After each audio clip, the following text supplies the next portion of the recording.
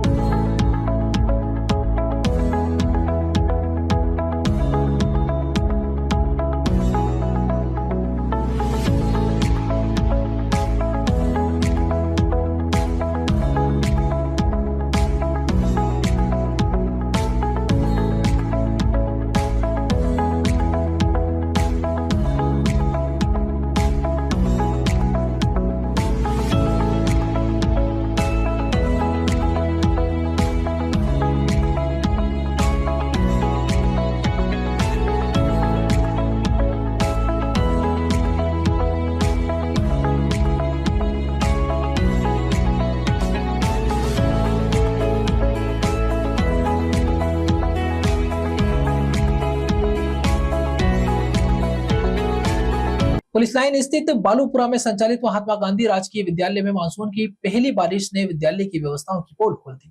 बारिश के बाद विद्यालय परिसर में जगह जगह पानी भर जाने और कीचड़ फैलने से छात्र छात्राओं तथा शिक्षकों को भारी परेशानी का सामना करना पड़ा। हालात ऐसे हैं कि विद्यार्थियों को अपनी कक्षाओं तक पहुंचने के लिए कीचड़ और पानी से होकर गुजरना पड़ रहा। पुलिस लाइन स्थित बालूपुरा में संचालित महात्मा गांधी राजकीय विद्यालय में मानसून की पहली ही बारिश ने विद्यालय की व्यवस्थाओं की पोल खोलकर रख दी।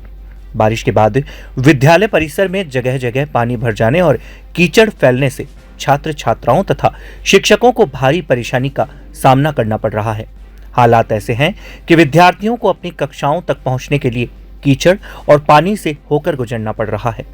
विद्यालय परिसर में जल निकासी की समुचित व्यवस्था नहीं होने के कारण बारिश का पानी लंबे समय तक जमा रहा। इससे पूरे परिसर में फिसलन और कीचड़ की स्थिति बन गई। छोटे बच्चों को सबसे अधिक परेशानी का सामना करना पड़ रहा है। कई छात्र छात्राओं की स्कूल ड्रेस और जूते चप्पल कीचड़ से खराब हो रहे हैं। वहीं फिसलकर चोट लगने की आशंका भी लगातार बनी हुई है। शिक्षकों को भी विद्यालय में आवागमन और शैक्षणिक गतिविधियों के संचालन में कठिनाइयों का सामना करना पड़ रहा है। जल भराव के कारण विद्यार्थियों की नियमित उपस्थिति और पढ़ाई पर भी प्रतिकूल प्रभाव पड़ने की संभावना जताई जा रही है। महात्मा गांधी इंग्लिश मीडियम जो स्कूल है पूरे राजस्थान के अंदर हमारी कांग्रेस सरकार जब अशोक गहलोत जी मुख्यमंत्री थे तब खोले थे, लेकिन बहुत दुर्भाग्य की बात है कि अभी बारिश के अंदर भी वहाँ पर जो पानी भरा हुआ है और जो बच्चे हैं वो पानी में से गुजरना पड़ रहा है उनको। सम्माननीय हमारे विधानसभा के अध्यक्ष है देवनानी जी और हमारे उत्तर विधानसभा के विधायक भी है, तो मैं उनसे निवेदन करता हूँ कि इस तरह की जो समस्याएं हैं बच्चों की बारिश के अंदर, सरकार कई बार हमें निर्देश तो देती है कि हम जितने भी जो जर्जर स्कूल है, जर्जर भवन है या स्कूली बच्चों को परेशानी नहीं हो, लेकिन आप खुद देख रहे हैं कि जो महात्मा गांधी स्कूल के अंदर किस तरह से बच्चों को परेशानी हो रही है। जगह जगह पानी भरा हुआ है। स्कूल के अलावा भी आप देख रहे हैं, मैं ये सामने खड़े हैं मेरे, यहाँ पर भी काफ़ी जो अजमेर उत्तर के अंदर बहुत ज़्यादा, चाहे नगर निगम की टीम हो चाहे जिला कलेक्टर महोदय हो, बिल्कुल भी जहाँ पर भी पानी भराव की समस्या है, जहाँ पर नाले बनाने की बात हो, आपने देखा कि अटल उद्यान के पास में नाले का काम अधूरा पड़ा है, ऐसा बहुत सा। और उसी वजह से वहाँ पर जो पानी भर रहा है जगह जगह, तो उन पे संज्ञान लेना चाहिए, नहीं तो जिला कलेक्टर महोदय और प्रशासन की बिल्कुल नाकामी है।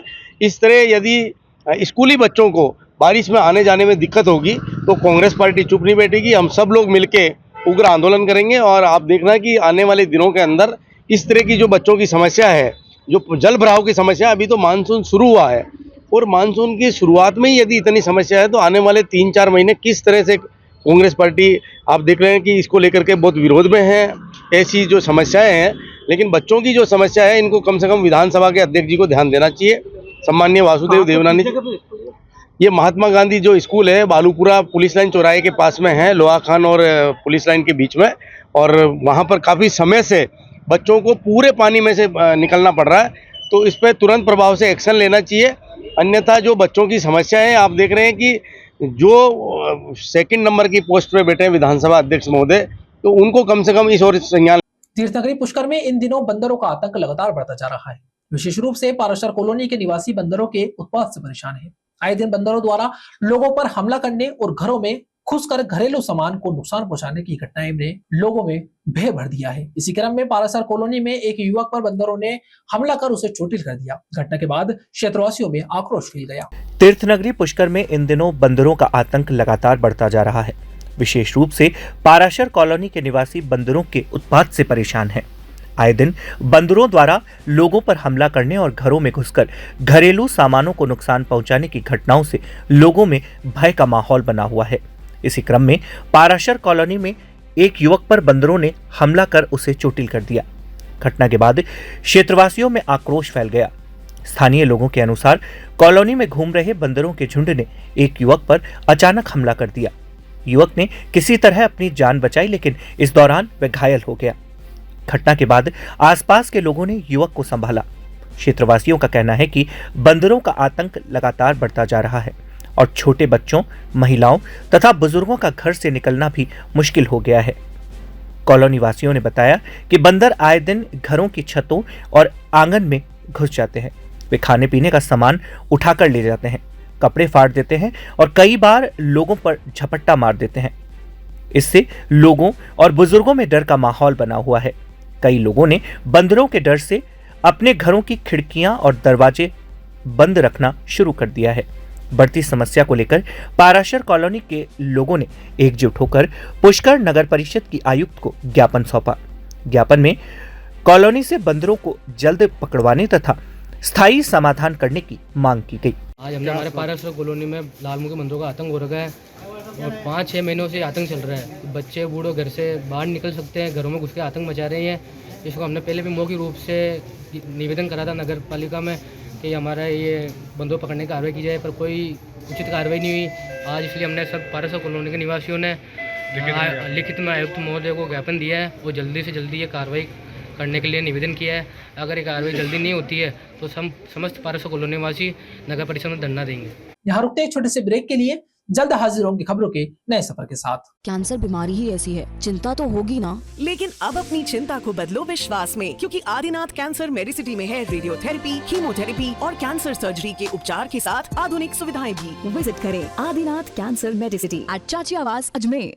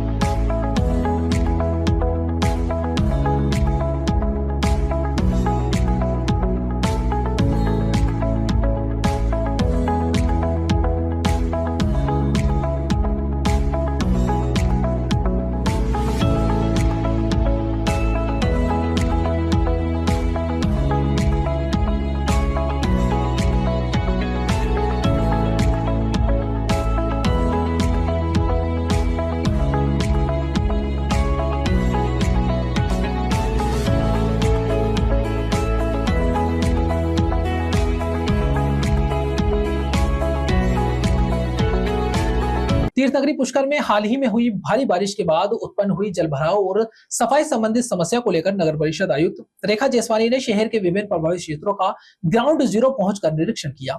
तीर्थनगरी पुष्कर में हाल ही में हुई भारी बारिश के बाद उत्पन्न हुए जलभराव और सफाई संबंधी समस्याओं को लेकर नगर परिषद आयुक्त रेखा जैसवानी ने शहर के विभिन्न प्रभावित क्षेत्रों का ग्राउंड जीरो पर पहुंचकर निरीक्षण किया।